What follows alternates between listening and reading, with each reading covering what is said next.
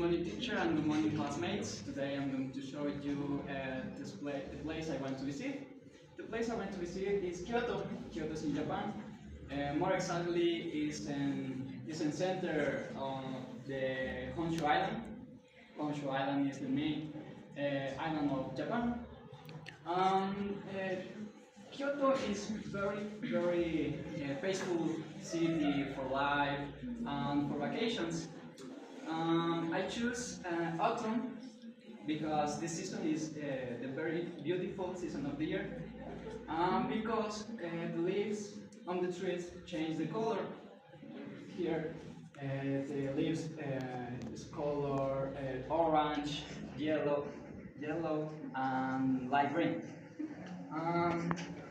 The weather in autumn is cold and fresh, perfect for walk and drink coffee in the parks with friends. And the next picture,